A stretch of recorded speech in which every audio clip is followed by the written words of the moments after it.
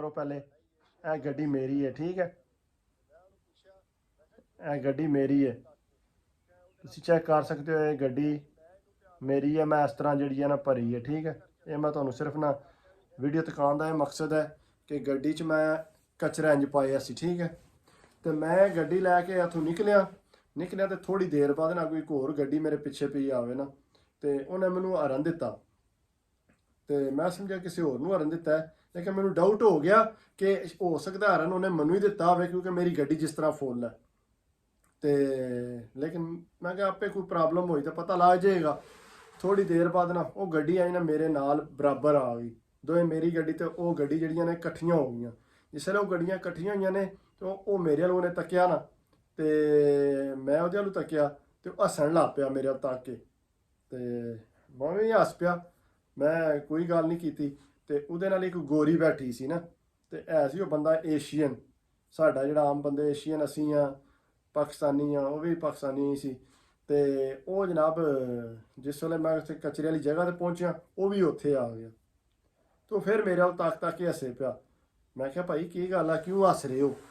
कहंदा हस यार तां मैं रहा मैं अपनी वाइफ नूं पिया कहंदा सी कि जिहड़े है ना इस तरह गड्डी जिहड़ी भरनी है ये सिर्फ भर सकते हैं साडे अपने जिहड़े देसी बंदे ने ना इहो जिहे जुगाड़ वो ही कर सकते हैं। तो उन्होंने मैं क्या भी जिस मैं तेरे पिछे सी ना गड्डी तो मैं ये तेन देखिया भी नहीं सी तो मैं उन्होंने ये कहा कि 100% जड़ा ना ये एशियन है भाई साढ़े मुल्क किसी दी है। तो जिसले मैं तेरे नाल गड्डी बराबर की है तो मैनू फिर समझ आई मैं उन्होंने दसिया मैं दस है वै कि नहीं साढ़े मुल्क का तो यहो जे काम वो ही करते हैं। थोड़ी देर ना उत्थे कचरे वाली जगह पर 3-4 गड्डियां होर आ गई 3-4 गड्डियां होर आईयां तो वो भी कचरे नाल इस तरह भरी जिस तरह ना मेरी भरी सी उन्होंने भी गोरिया ने ना पिछे इंज समान कढ़िया तो मैं जिसले उन्होंने तकिया ना तो मैं उन्होंने आख्या वो गड्डी नज़र पी आती आ कहता आहो नज़र आती है पी मैं क्या उन्हें पिछा तकी किन्नियां लकड़ा कढ़ियां ने इस तरह ही तो कहता आहो कढ़ी है तो फिर मैं दूसरी गड्डी तकाई मैं क्या हूँ तू दस तो गोरी भी मेरे वाल तकी जे भी ये केह् आखदा इनू तो थोड़ी देर बाद मैं उन्होंने आख्या ए गोरे जड़े ने इन्हें कहता नहीं गोरे जड़े ने वो कदे कदे इंज करते हैं कहता गोरे कदे किधरे कर लेंदे ने आम तौर पर साढ़े बंदे ही करते हैं मैं जड़ा ना यह काम करते हैं एशियन तो मैं अपनी वाइफ में यही गल आखी सी तो मैं उन्होंने दसिया भी ये एशियन ही होना है तो वह भी नाल करती है या मैं क्या गल सुन तू भी है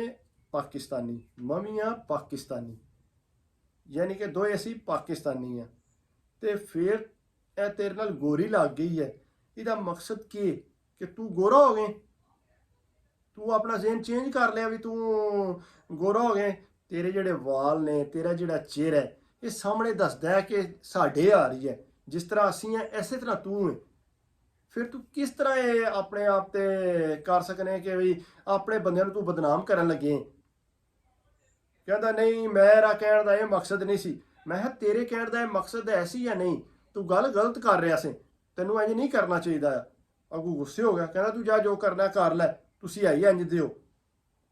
मैं क्या गल सुन असी हुण इत्थे खलोते तक लै किन्ने कैमरे लगे ने ठीक है जे ज़्यादा बदतमीजी की ना तो मैं तू लक्कड़ चुक के तेरे लक्क च मारनी है। तो उहदी जनानी नूं समझ आ गया कि गुस्से च हो गए ना आपे च मैनू कहंदे ओके ओके दस ओके सॉरी सॉरी सॉरी मैं क्या सॉरी नहीं मैं उन्होंने फिर गोरी नूं आख्या मैं क्या ये भी पाकिस्तान का तो मैं भी पाकिस्तान का